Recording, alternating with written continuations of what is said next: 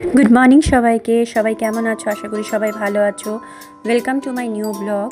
আজকে প্রচণ্ড গরম পড়েছে। আজকে সকালে ডাল বানিয়ে নিলাম। আজকে একটু মুসুর ডালই বানালাম লাউ কুমড়ো দিয়ে। জানো তো আজকে রান্না বসাতে একটু দেরি হয়ে গেল। আজকে মেয়েরা এসে গেছিলো। নুন হলুদ দিয়ে একটু সর্ষের তেল দিয়ে মুসুর ডালটা বসিয়ে দিলাম লাউ আর কুমড়ো দিয়ে। অন্যদিকে তেলের মধ্যে তেজপাতা ফোড়ন দিলাম, একটু জিরে আর আদা রসুন বাটা পেঁয়াজ বাটা দিয়ে মশলাটাকে ওই শুকনো লঙ্কা হলুদ দিয়ে নুন দিয়ে কষালাম। আরেক সাইডে মাটন বসাবো বলে। মাটনটা আমার আর আমার বড় মেয়ের জন্যই বানানো হচ্ছে। আমার হাজব্যান্ড আর ছোটো মেয়ে খায় না, তাই জন্য অল্পই বানালাম। আজকে ভাবছি শুধু ডাল আর মাটনটাই বানাবো, বেশি আর কিছু করবো না। ডালটাকে ফোড়ন দেওয়ার জন্য আমি 5 ফোড়ন দিয়ে দিলাম আর একটু পেঁয়াজ বাটা আদা বাটা দিয়ে দিলাম। হাজব্যান্ড মাছ ভাজা খাবে, তাই যখন খাবে তখনই গরম গরম ভেজে দেবো বলেই ওটা আর ভাজলাম না। মেয়েরা উঠে গেছে এর মধ্যে।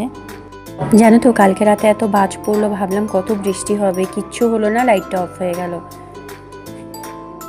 মাটনটা কষানো হয়ে গেছে, জল দিয়ে দিলাম।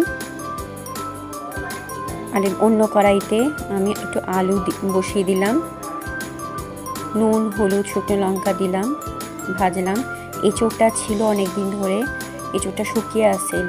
একটু পেঁয়াজ রসুন আদা বাটা দিয়ে এমনি নর্মালি বানাবো আজকে এঁচোড়টা যেরকম হয়, কিন্তু আমি ঝোল ঝোল খাই না, বাচ্চারা খায় না বলে একটু মাখা মাখা করে বানালাম। ধরে পাতা ছিল না বলে কাসুরি মেথি দিলাম। কাসুরি মেথি দিলেও এঁচোড়টা বেশ খেতে ভালো লাগে মাখা মাখা। নামানোর আগে গরম মশলা দিয়ে দিলাম। জামা কাপড়গুলো এখন দিতেই শুকিয়ে যায়, জানো তো এত গরম পড়েছে। আমি জানো যখন বাইরে গেছিলাম আমার সব ফুলের গাছগুলো মরে গেছিলো। হঠাৎ দেখছি জল দিতে দিতে আবার গাঁদা গাছের চারাগুলো বড় হয়ে এসছে, এত মনটা ভালো লাগছে। চলো আজকের মতন এইটুকুই, টাটা। সবাই ভালো থেকো, সুস্থ থেকো।